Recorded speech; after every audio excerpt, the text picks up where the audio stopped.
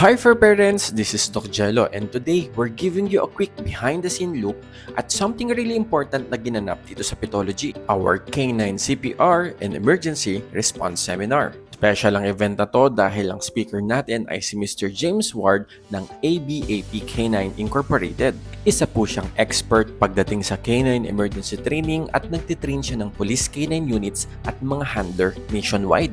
Alam nyo naman na dito sa Pathology, we are known as a 24/7 emergency animal hospital.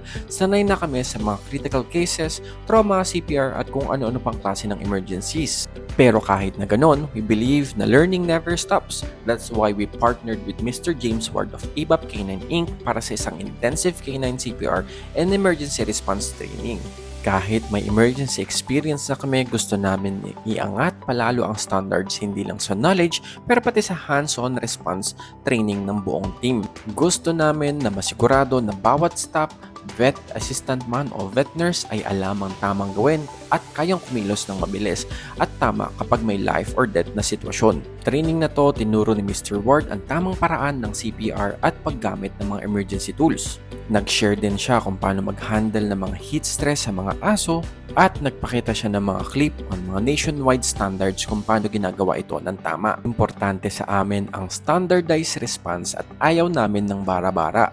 Gusto namin na kahit sinong staff ang katabi mo during an emergency, you know na kayang tumulong mabilis, tama at coordinated. At kami hands-on, tingnan nyo naman para masanay ang mga muscle memory at confidence ng bawat isa, lahat sila pinasubok natin. Ito yung mga investment sa knowledge na hindi kita agad, but it actually saves lives. And as an emergency hospital, that's always our goal, to be prepared for anything. Maraming salamat po Mr. James Ward ng ABAP K9 Inc. for sharing your time and expertise.